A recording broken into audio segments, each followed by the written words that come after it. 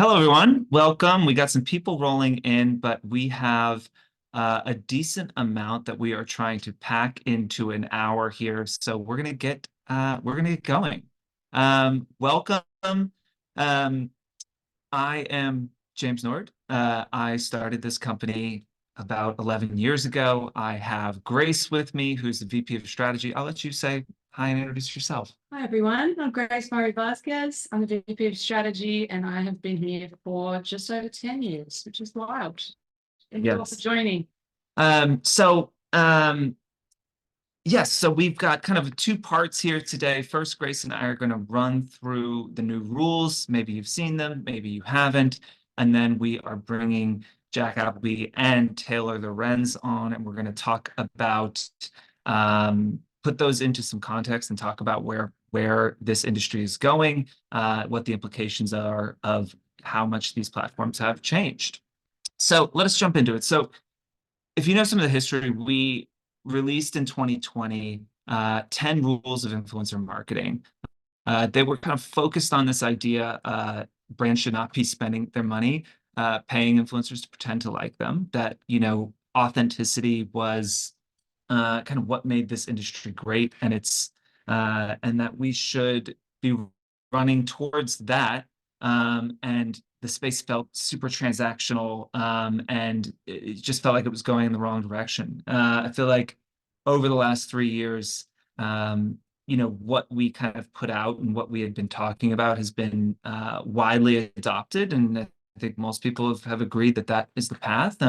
But recently we felt that things had changed enough that we needed to update the rules and add to them as the context in which we're creating this content has changed so dramatically. So what has changed?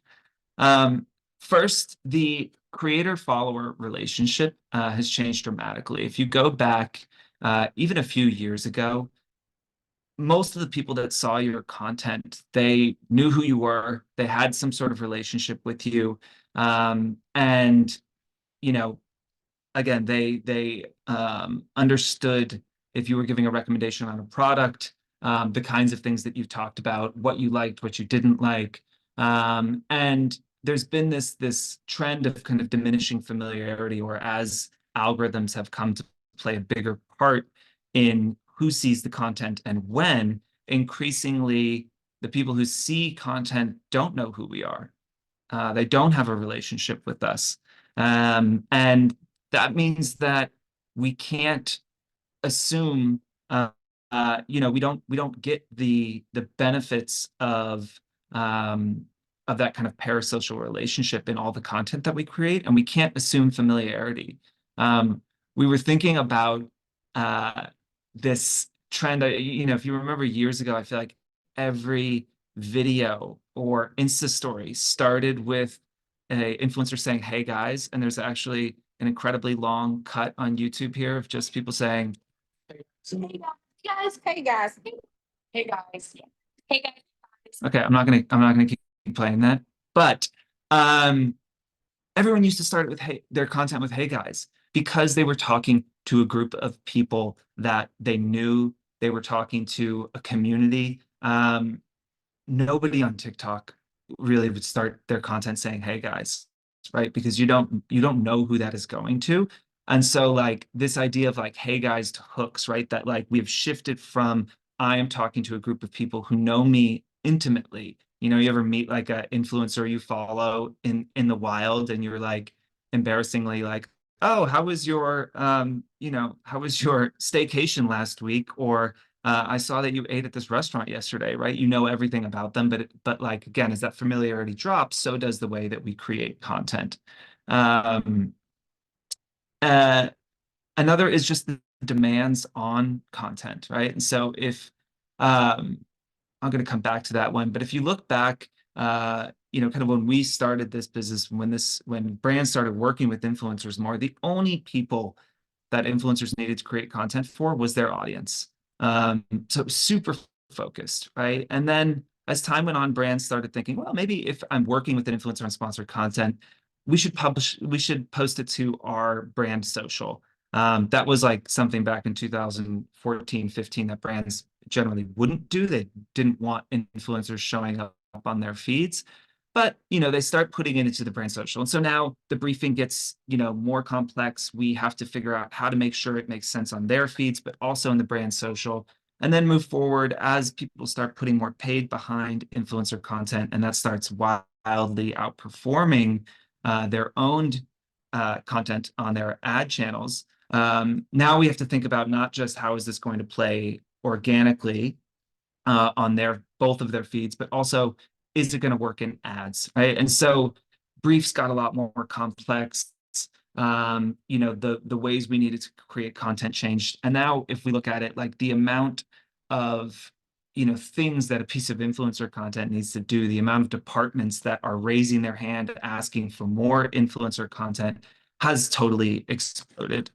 And whereas if we looked back here in 2016, even 18, it was like fairly easy to think how a single influencer could create a piece of content that's going to work well on brand social and to their audience. As we move into this and everything it needs to do, we're talking a lot about how do we scale these programs and how do we have intentionality about which influencer, what type of content is right for the different goals that I have for it. And a lot of the rules that we are going to talk about today, I think, speak to that kind of intentionality and being really clear about what do I need this specific piece of content to do, because the demands put on influencers and their content are so vast that it no longer can be captured in one person. They can't do everything.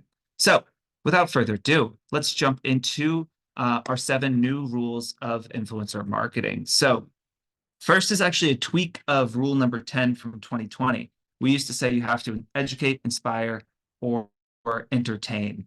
And with the reliance on algorithms and short form video, it became clear that we have to entertain first. That if we aren't creating entertaining content, that ultimately it's just not going to get to the audience. We talk about this idea of first date energy, right? And so we talked about diminishing familiarity and how creators are their content is reaching people that don't know them. And if you think about the way you act on a first date, you're bringing your most charismatic, energetic self. You're bringing your best stories. You're wearing your best clothes. You're trying to make an impression. That's different than if you're going to dinner with your partner of 10 years. You have that relationship. You don't have to try as hard. So influencers used to not have to try as hard. Now they do. They have to be entertaining. These algorithms want that entertainment.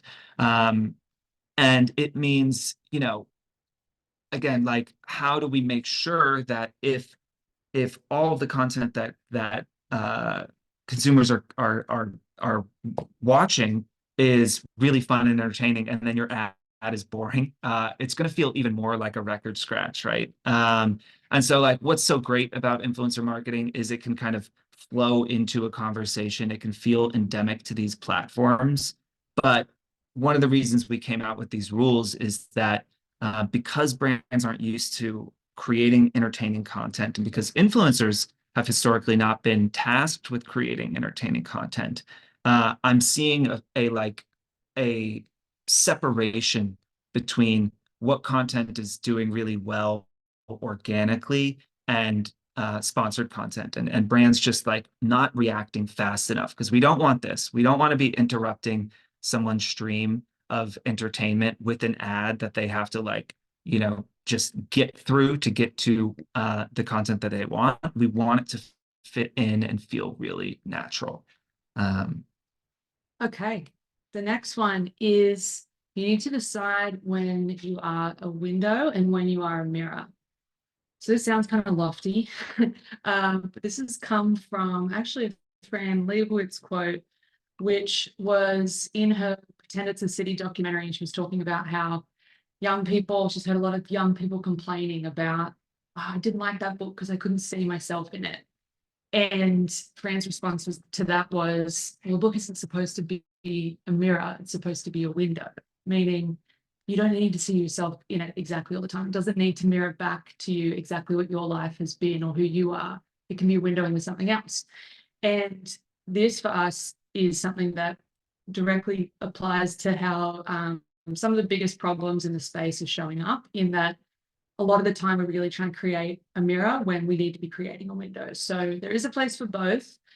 A mirror is when you really need that specific content for your channels, or you need pretty detailed key messaging to be hit on. You're identifying influencers largely because of their content creator abilities and not necessarily because of their audience. And again, you're giving them pretty prescriptive creative briefs, and it might even not necessarily have to go on their channel. It might be more like UGC. Whereas a window is when you're engaging someone for their influence, for their ability to connect with audiences, to persuade them, to entertain them. And it's a different thing. It's not, you don't necessarily need to see your brand exactly mirrored back to you. You do need to give them a KPI and kind of give them the keys and say, hey, this is what we need you to do. Please do it. Give enough creative freedom to let them roam and make it their own, and have a better shot of being able to get into that window of their audience. So really important to consider this when you're identifying creators and briefing them. And like, I think it goes back to the intentionality thing that we were talking about, right?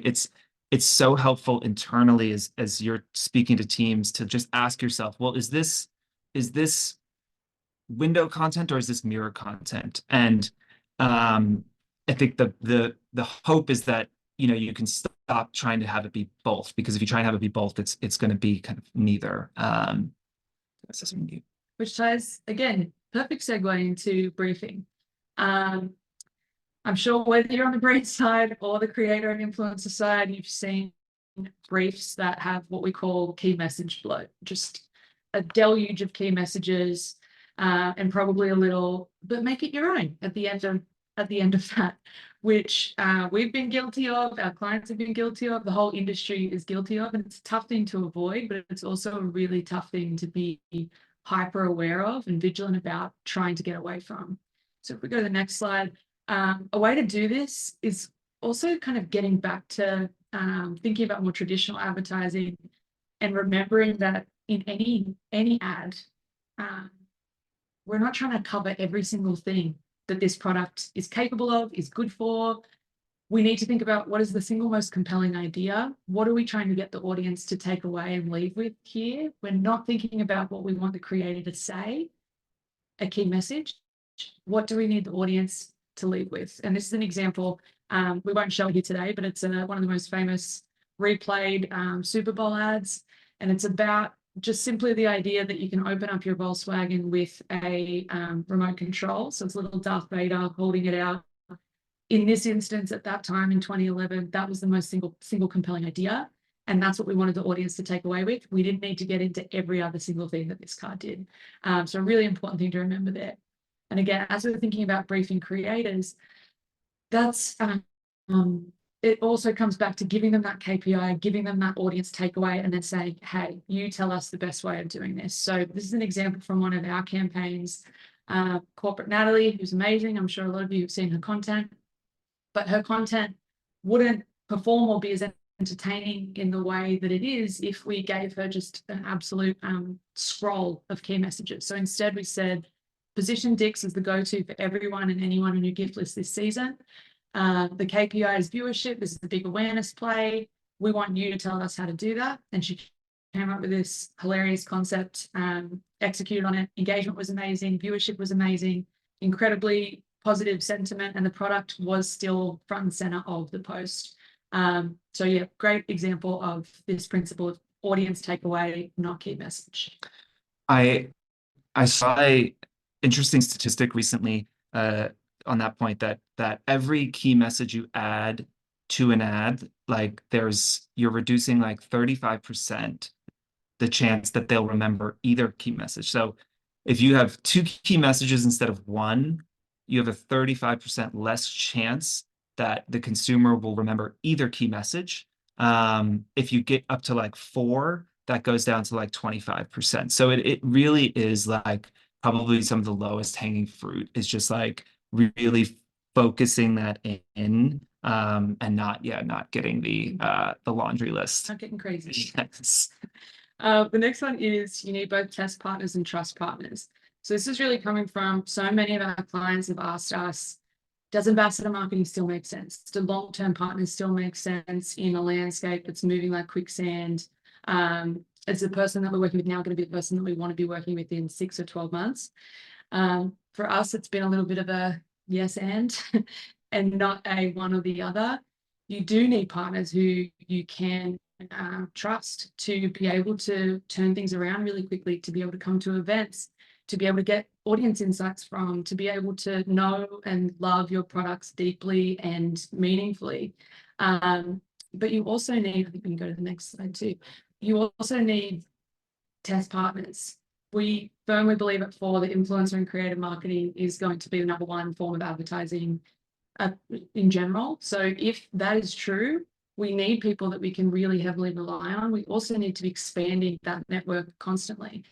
So we need new creators. We need new types of content styles. We need to be testing different things. There's infinite communities online that we can find a way into. And typically, you know, these two things, again, these two groups might need to be activated on with differently. Your trust partners might be able to get a lot more creative freedom because you already know that they're going to be able to be relied upon. They're going to deliver the type of content that you're looking for. With your test partners, you might need to give a little bit more of a handhold in the beginning, but with the idea of building toward a place where, you know, you're able to set them up to be able to roam a little bit more freely. So yeah, definitely a big place for both of these groups. Can you just touch briefly on how we are rethinking, like how we're using test and trust partners to kind of rethink the 12-month contract? Like, I think we're doing a little bit less of like, we're going to give you an ambassador, you get 12 months. And some of that is just how quickly platforms and performance move, right? Totally. I'd say for the most part, our clients generally are working with fewer long-term partners at that kind of 12-month level, but it does still make sense for a handful of people that you're really elevating. A lot of the time they're on billboards, they're in the store, they're really integrating in a deep way. They have shop fronts or storefronts on e-com. But the trend has been that there's fewer of those really long-term 12-month contracts.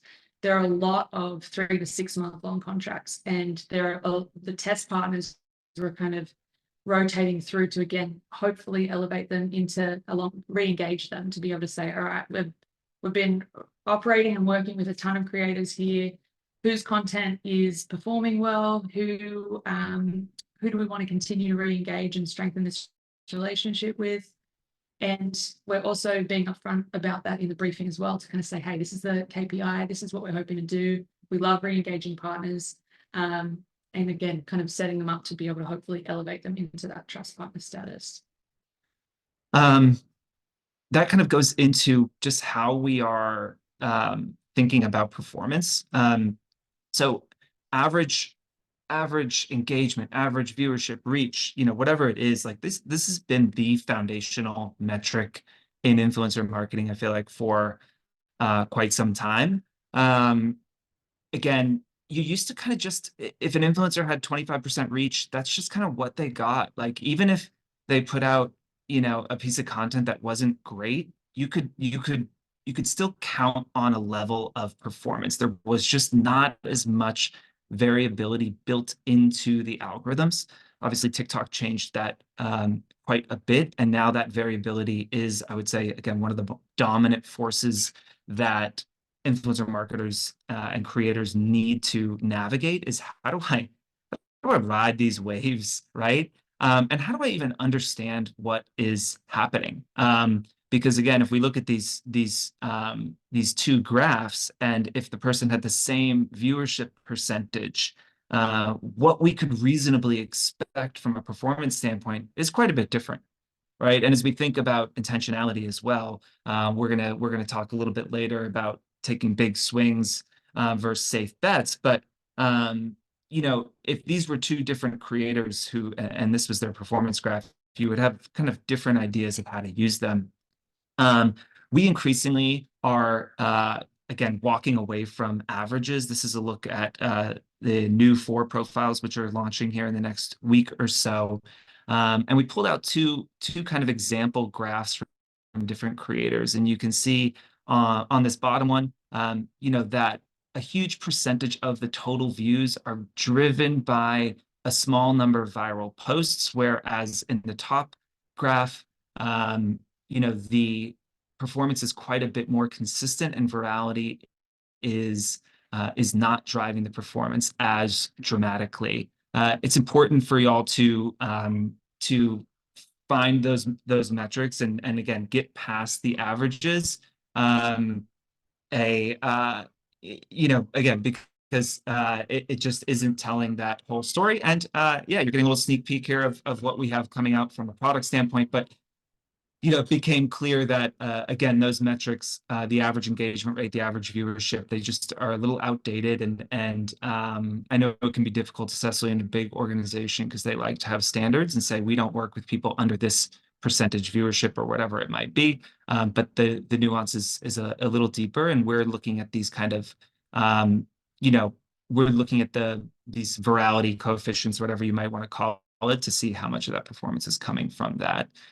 It's also important as you're looking at a creator, if you want to tap into, a kind of viral moment, you need to find somebody that is consistently doing that. On these platforms, overperformance begets overperformance, and people that go viral often have a higher probability of doing it again. And so as you think about who you're briefing and who you want to work with, important to know what your chances are of that working for you. Next one is be architects of agility. This comes from, we've heard so many times last year and the last few months that we want to be creating reactive content models. So we want to be able to spot a trend and react to it. And as I'm sure a lot of you all know, that can be really difficult operationally because of approval structures, because of internal red tape.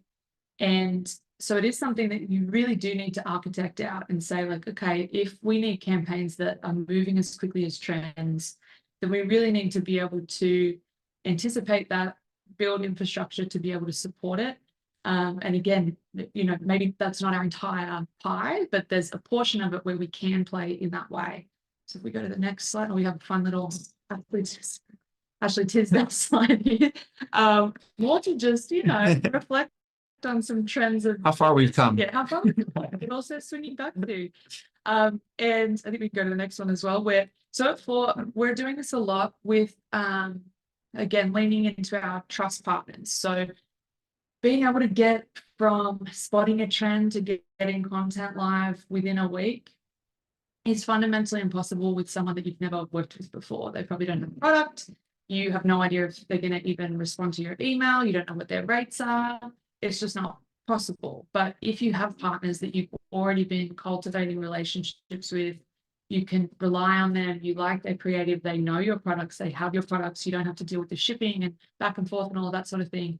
There is absolutely a way that you can architect out these faster tracks. It doesn't have to be your entire strategy, but it does mean that you can react to the landscape in a way that isn't going to absolutely crush your entire team and sully the relationships that you're trying to build with influencers and creators who are also trying to do a great job for you.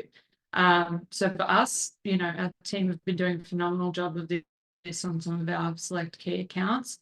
So it goes from a trust partner spotting a trend or someone on our team spotting a trend and kind of sharing with the brand and saying, hey, this is something that we want to get a quick approval on, and going from there, brand approving, creating content, managing edits, getting it really quickly live within a week.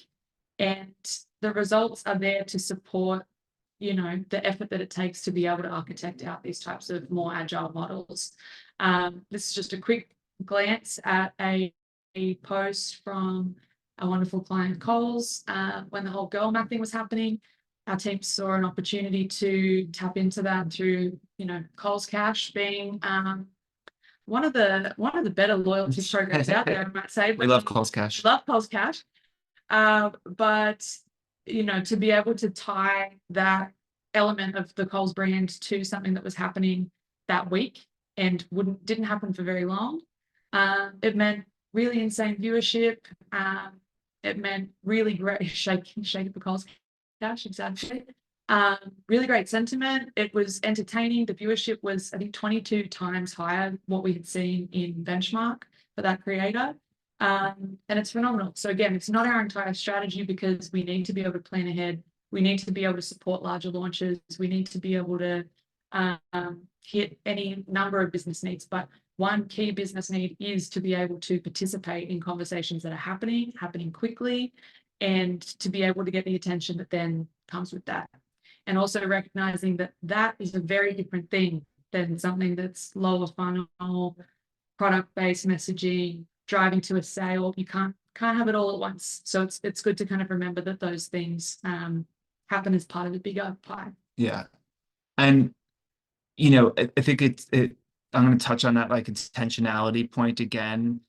And as you either build similar structures in your company, or as you're trying to explain to internally why you need new structures, it's saying like, you know, to be able to get multi-billion-dollar organizations to move this quickly is difficult. So we need to strip so much of the process out and change it that like understandably exists, and say that like if we want to jump on these trends, the worst thing we can do is have a trend-based piece of content go live a month after the trend, right? If like someone's coming out today with like a Roman Empire post, you're going to be like, like, what are you talking about? And so it has to be fast, or it's not even worth doing it. And yeah, I think that like being able to build these structures and be able to like, we talk about like naming and framing and saying like, well, this is a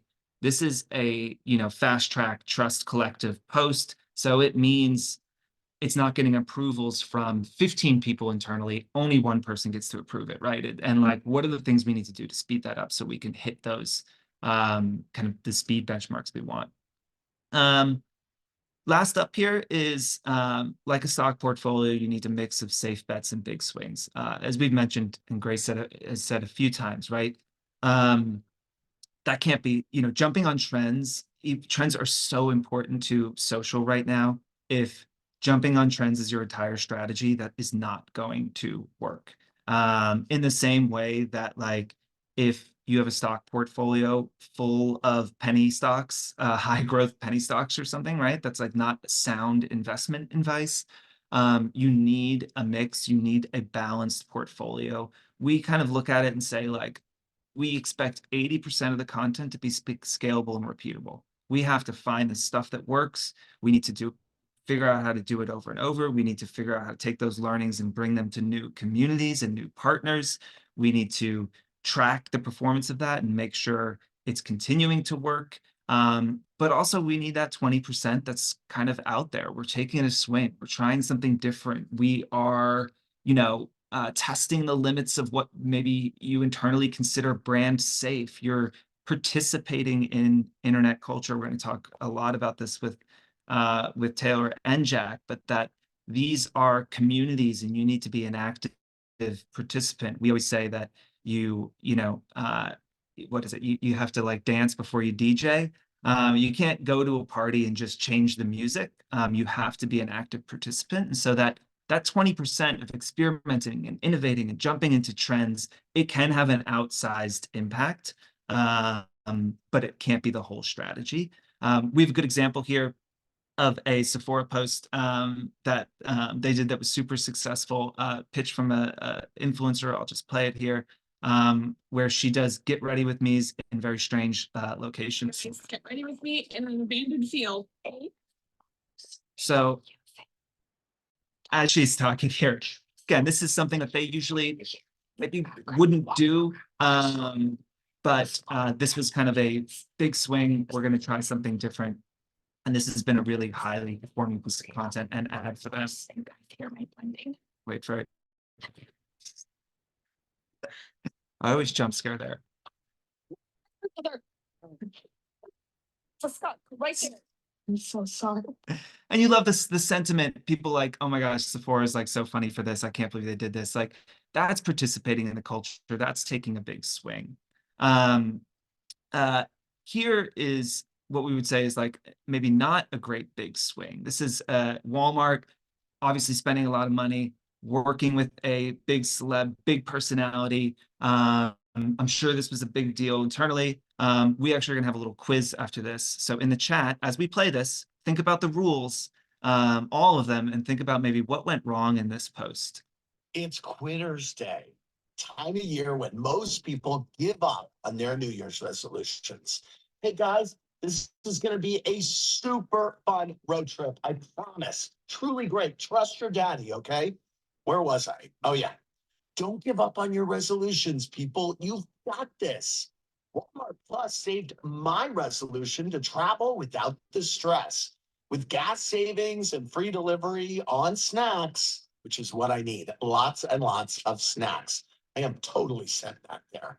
And with free shipping, video streaming, plus so much more, you can save yours too. You get the point.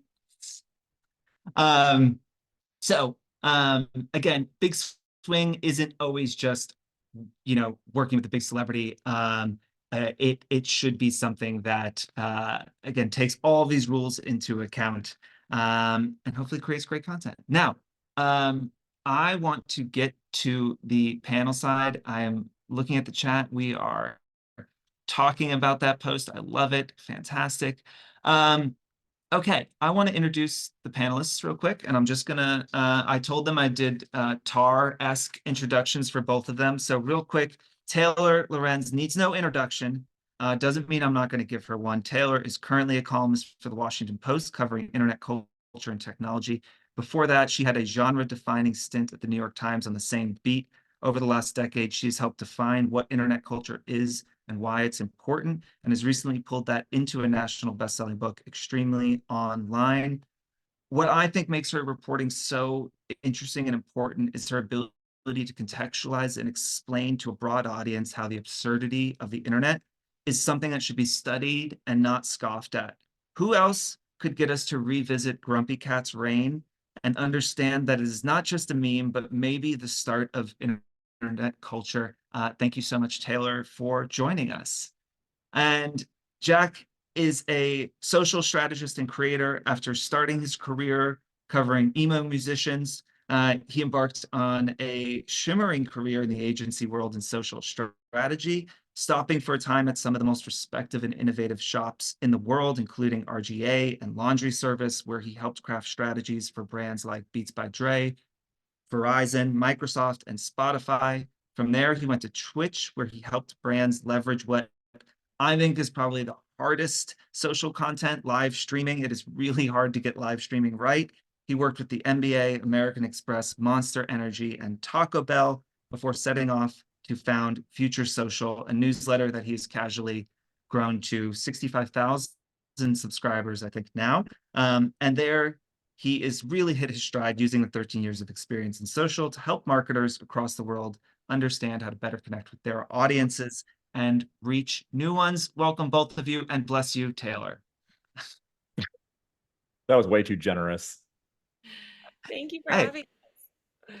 thank you for joining. Okay, let us jump right into this. Hold on, then let me pull up my questions here. Okay, I want to start with a question for both of you. Creating and sharing content has become like an increasingly big part of your life and your job after having quite traditional jobs. I'm just wondering how both of you have been navigating the changes in these platforms, and what do you still feel like you need to learn? Maybe Taylor, we'll start with you. Yeah. Oh my gosh. Navigating. Well, I would say as a journalist, the biggest thing that I've had to navigate in the past year or so has been the downfall of Twitter, which was sort of like where journalists were. And that's been really hard, I think, for myself and everyone else that had, like, I wouldn't say it wasn't my biggest following. I have more followers on TikTok, but it was my most like engaged following. And so I feel like I've had to adapt to a lot of new formats. I started a YouTube channel. Um, and it's, yeah, I mean, I think it just shows that none of us, like these problems that we think that content creators are the only ones that have to deal with, they really affect like all of us that kind of have public facing careers. Jack, I what about you? mean, for me, I worked in the agency world for a long time, worked with a lot of brands, and getting away from actually working with the brands allowed me to kind of look back on everything, look at how the landscape's changed a lot, see what's effective. And I feel like what I've really doubled down on is it's all about fundamentals. It's all about storytelling and social hooks up front. The networks, they may have different formats and there may be different trends that exist in these smaller ecosystems. But at the end of the day, like you understand how to speak to people and how to hook someone in the first couple seconds. Doesn't really matter what you're talking about, what content you're making, whether you're a brand creator, can like pour concrete for a living. You can find a way to find people that care about what you're doing. Yeah. Um, how does Taylor, I loved your book. If y'all, if everyone here hasn't read it, you absolutely should. And it was such a like a nice journey through, the last 10 years of internet culture and the kind of start and rise of influencer marketing. The job has changed so much. It used to just be sharing the things that you were interested in, and the things that you loved. And now you have to be like an entertainer. Like you talk a lot to creators. You are, tracking really closely the pressures that they're feeling and what the mood is generally. Like, how is that need to just like be super entertaining? Like, how has it changed influencer marketing? And what do you hear kind of influencers talking about and in regards to like navigating that shift? Yeah, I mean, I think it's been really hard for creators. A lot, you see a lot of content creators that gained a lot of traction maybe in the early 2010s or mid 2010s struggle to adapt to these shifting formats. It's hard when you got sort of really well known for one format on one platform, and then now, you have to evolve so much while actually upping the quality of your content, like you said, and being entertaining. So I think it's led to a huge amount of burnout and stress among creators. Um, and then I think just, yeah, sort of zooming back from the influencer marketing standpoint, I think it's just also changed like who we see as entertainers. Because sometimes it's like, I saw somebody mention Risa Tisa in the chat, but there's also these people that emerge that are not so intentional about it, that have like, gone really viral and constantly succeed. And so I think it's like tapping into those sort of like viral moments and viral people that emerge online in the early days, and then also working with these people that have sort of like consistently built their platform. I do think that social media, somebody, I think it was Dan Toomey, made this like joke video recently about social media being less social and just like a format for entertainment now.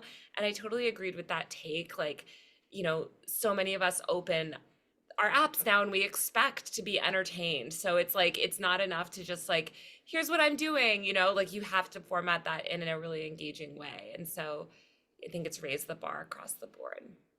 Yeah. And do you think that like just to double tap on that, like, do you think it's going to be harder for creators like starting out today to have the 10, 15-year careers? The people who were like really big creators when we started this business, a lot of them are still working and doing well. Do you think that's going to be a lot harder and that like the careers are going to be shorter as like people have this big meteoric rise and then the algorithm moves on? Yeah, I mean, I think even just from a journalist standpoint of like the people that we cover, like it's the people that built audiences a decade ago did it often in a more sort of long. It took a while to build. You built them on these platforms where you were like regular engaging. People were able to develop a deeper relationship. Things moved a lot slower. Now things move so quickly. I mean, you saw this with, I think it was 2022, the year that TikTok took over as title sponsor at VidCon, and you had all those TikTokers with empty meet and greet lines. And when I was talking to them, they were just saying like, it's really hard as especially a short form video creator, which is the dominant way that people are gaining audiences, to develop that deeper connection with fans. And so people are very like flippant and move on very quickly, and they want new characters 24/7. So it's much harder to like break through and develop that deeper relationship. Yeah, I Yeah. think community is a really interesting word in 2024. I think like as we look at a lot of short form creators, like are they actually attracting a huge percentage of their own audiences in like within their own content? Like as kind of a gag on the side, I started this little basketball account about like my like adult basketball comeback journey and built like about like 60,000 followers on a combo of Instagram and TikTok. And my average view rate was like very high. Like I'm doing 150,000 views a video. But when I go to my analytics, I'm actually only reaching my own audience. Like of those view counts, I'm hitting like a quarter of my audience each time, even though all of my content is narrative based and like tracks from one video to another. So does that mean that I have like a great shtick and I'm reaching all my followers? Or does that mean I'm not reaching any of my followers? Or does that mean the algorithms are, even if people don't follow me, we trust the algorithms, put them in front of the right people who haven't hit the follow button? Like understanding who's actually viewing your content is harder than ever, even though great creators can now reach more people than ever with individual pieces of content or even all of their content. And Jack, I'd love for you to talk about that pressure. You know, they're when something does really well, you're like, oh, I should do more of that, right? That's exciting. That went viral, right? And for brands, it's creating an interesting set of of motivations, I think, of what content is supposed to do, and what marketing teams feel like their brand messaging can be. So can you talk a bit about how this, the need to kind of feed the algorithm, go viral, be entertaining, what is that doing to brand marketing, and who's doing it well? Maybe what are some like guardrails to watch out for?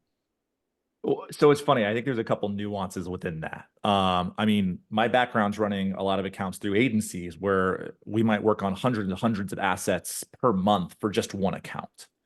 I actually think a lot of the times brands aren't great at leaning into what does work really well for them. Like, especially on the agency side, there's a lot of pressure to have variation in content because you start having to think of, oh, if I'm doing the same thing over and over again, does my clients, the brand, think I'm doing strong thinking there? When a lot of time, like if you're a brand and have a gag that works, like hitting that harder is probably in your best interest. On the complete other side, as a creator, I've seen TikToks about how like the TikToker gets stuck in their own shtick, where they can only make one video forever. A lot of times it's not the most highbrow thing in the world. A lot of times it's not the most monetizable thing in the world. And it becomes this battle of like you're held captive by the fact you keep going viral for the same thing, which makes it strategically very tough. So it kind of depends whether you're on the brand side or the creator side, whether you want to stick with that. And ultimately, I think it becomes about like your personal goals. Again, if you're a brand or creator, like, are you trying to build something to monetize? Are you trying to build something to influence people into a way of thinking? If you're a brand, you're probably trying to sell some products along the way. This is where everyone's going to have different goals for this stuff. Yeah. Taylor, I'm interested to continue on that. Like, so much of the early internet was really weird. I mean, it was weird to publish stuff on the internet like that. It was full of like wonderful freaks early on. Do you feel like this, serving this algorithm, trying to go viral, everyone trying to like kind of like create content that's going to go viral? Like, do you think that is making the space like, is it creating more interesting content? Do you think it's getting less interesting? Like, where does this, if we draw a line, like, where is it going? If we get like Extremely Online Volume 2 in 5 years, like, what are you going to kind of like think about this time that we're in and how it's changing social? Yeah, it is, I think that it's just there's such an intentionality behind things now, that there wasn't. And when you hear people talk about like the early internet and what they miss, a lot of what they miss is like this internet before commercialization and before everyone realized the value of kind of going viral and getting attention. And I think algorithmic feeds also help destroy a lot of the serendipity that we used to have in the early internet because we're all kind of just being served, content that aligns with sort of whatever the data thinks that we'll engage with. And so there's just not that like randomness. And I think it's making people kind of sad and like sick of the internet. Like they're tired of it. And I think it makes them actually have like a more negative response to a lot of content because they're just like fatigued by just being served a lot of the same stuff. Um, I don't know that that's a problem that's going to be fixed anytime soon because the incentive structure that created all this, it's to make money, and everyone wants to make money, and now it's like the internet is just this like money making lottery machine, and so people are going in with that in mind. Whereas like, you know, in 2010, people, there was no money to be made. You weren't, you know, well, there was some money. You guys, you know, you were doing some of it, but it was like so it was nothing like it is There now. was no money. There was Yeah. I think adding to that point on people are algorithm chasing, people are starting to be the same. Like Rick Rubin, famous producer who's worked with every musician under the sun, released a book a couple years ago where one of his like final points was the audience comes last, which is a very interesting perspective for artists. A lot of people like really like, yes, absolutely, make art for yourself. And then there was a Jacob Collier interview on Colin Samir. I think it was pretty recently. It came in my TikTok feed yesterday, and my friends, I had a whole debate about it this morning about where Jacob Collier had a very different response and kind of refuted it, where his view was more, it's okay to involve the audience in your art. It's okay to be influenced by the audience, and it's okay to make art for your audience. And my pals and I, we all work in influencer marketing. We're talking about which side we're on, how we feel about it. And one of my buddies, his main point was the people who are watching this interview with Jacob right now are the absolute wrong people to hear this advice. I want more creators to hear, to be themselves, to find out ways to be themselves that are compelling and do drive some virality for themselves so they succeed, but to not try to do this copy paste virality format that we've now documented. We've now seen that like of the top 100 YouTubers, we can track where they got their original ideas from on other YouTube videos more often than not. So like it's an interesting problem. At the same time, I really struggle with the fact that there's a reason all these videos do views because people want to watch them, which is tough for me. Like I found my taste, like I turned 35 last year and I found my taste change drastically in contents. And it's like, part of me is like, I don't know what to do. The audiences seem to want stuff like this. Totally. I've actually got a question from Veronica in our Q&A that kind of ties to this and ties back, Jack. You were saying earlier that a lot of this is getting back to fundamentals of storytelling and ultimately holding attention. So Veronica has asked, really clickable, verging on clickbait content that follows trends versus something that breaks the mold but has a lot of substance. What do you think about this tension? How can something a little more slow-paced and thoughtful still compete in a digital space? How do you kind of think about that as a, you know, it's interesting too that I think there's, I've been seeing, Taylor, you also spoke about resentment reels and this kind of almost formulaic level that we've gotten to of trying to hook people in the first few seconds, and a lot of those hooks sounding similar, but ultimately this is where people are spending time. So how do you all think about that tension? I mean, I would say like a stance that I'm rather known for in the social space is being pretty anti-trend. And the reason for that's not because trend content doesn't work. It's because I mostly speak to marketers, and a lot of marketers don't know how to tie trend content to their brand in a way that builds advocacy or conversion. So I would rather young marketers learn how to do proper storytelling and brainstorming than trend chasing. Because I think there's a big challenge right now where a lot of young social marketers like social media more than they like marketing. On that point though, like as far as like to build things of substance, yeah, it does feel like every algorithm's kind of preference it, like is kind of enjoying more of like the lulz, like internet nonsense type of content. And that's anecdotal. Like others might disagree with me. It does seem more and more like that, especially Twitter, where I feel like I could, like, I mostly write about social media strategy, which is like not the sexiest topic in the whole world. I would see content from other people writing about that all the time. Now I'm struggling to even find that kind of stuff. So that's where I think it's going to be more important than ever if you're writing about like a quote unquote like mundane thing, if you're making video content about something like that, understanding those fundamentals where it's like, what can I say up front that has, like, if we look at even like marketing 101, like what is the emotional benefit that I'm trying to provide my audience, whether it's for my content or my product? Applying that thinking to B2B contents or like mundane products is going to be more important than ever, because you're battling entertaining content, because you're competing with Netflix, because you're competing with Fortnite.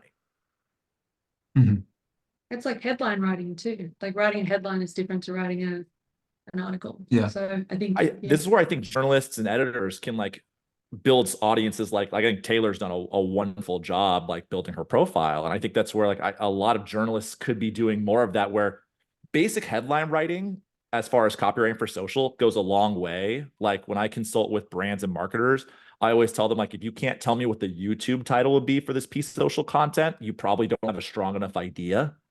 And that's like that headline thinking becomes really important. How Taylor are you thinking about like something we've been thinking a lot about is at like the idea that influencer marketing is moving to the kind of center of marketing departments, right? And just like how much change needs to happen. But I'm interested, Jack, I want to ask you about that. But Taylor, I want to ask you, like, we were having a conversation internally last week about like what does it mean if internet culture is moving to the center of culture? Because it used to be such a fringe thing. And, you know, I was struck at the Super Bowl just how old all the celebrities were. We actually looked, the average age was 51 years old of the celebrities that were in the ads.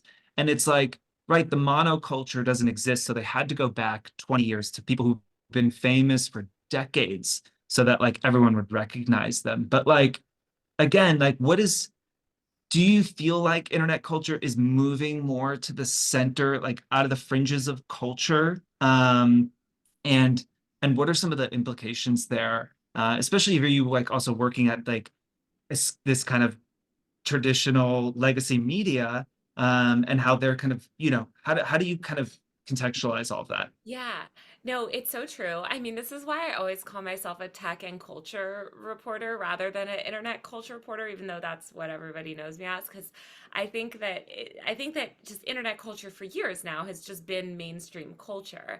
Um, the thing is that I mean, there is no monoculture with the internet, as you're saying. So as like online culture just becomes our dominant form of culture, I think we just have less shared cultural experiences. Like we just, you know, we still have those big moments like the Barbie movie or something that are sort of as much an internet phenomenon as they are like a traditional, you know, media thing.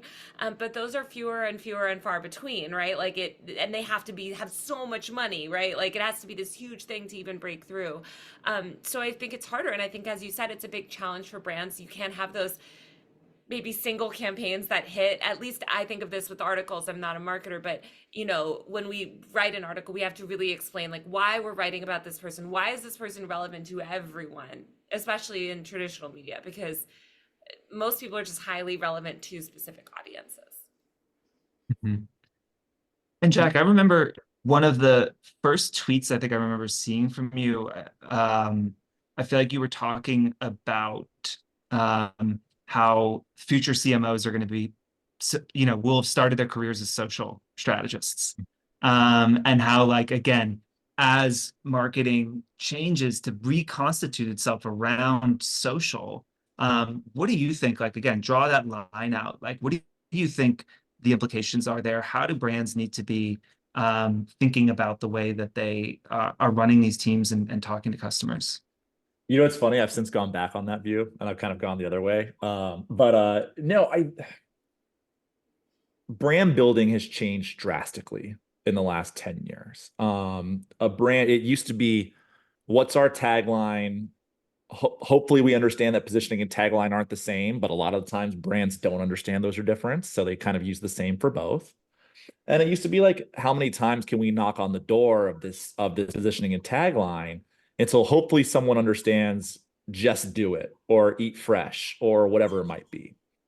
Whereas now, like most brands are built by a series of activations, like not like long-winded campaigns. Like, I mean, it's where when Fernando Machado was the CMO of Burger King, they were pumping out like big swing plays, like the Moldy Whopper, the Mick Whopper. Like these were like big swings to try to move from number 2 to number 1.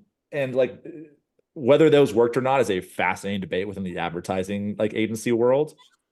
But that's how you build a brand a lot of the time now, is by consistently having highly memorable one-off moments. And that's where, if brands want to get better at that, it's going to be more using people who understand social and creative and amplifying those ideas more than it is we've made a commercial that we're spending millions to pump out to the masses. Now, don't get me wrong, I think Super Bowl commercials are a very special entity that require like a lot of thinking. And I would never say like, give a social strategist the Super Bowl budget to make a 30-second spot that goes in front of the whole world. But I do think thinking that's going to help a lot of brands going forward is, if you find something that organically resonates with your intended consumer, spend all your money pumping that out to people over spending as much on a lot of commercials that we talk about social ROI all the time. Commercial ROI is not as scientific as we pretend half the time. So use organic, use social as proof points to see what your audience actually cares about, what actually converts there. And the people that make that, they will grow up. I worry that the young social strategist isn't learning the soft skills and management skills they need to get to the C-suite level right now because of the way the work from home works. But the talent is there that can drive massive brands in the next 10 years. Yeah. Amazing. Well, I feel so lucky to have gotten both of y'all's time. Thank you so much for joining and for sharing. And Grace, obviously, thank you for presenting with me. And we are going to we'll cut this video up and send it around. We will share some takeaways with everyone. So look out for email there. And you can always reach out to us at hello@Fohr if you want to give us money. We love that, and so we'd love to talk to anyone about how the rules can work for you. Thank you all so much.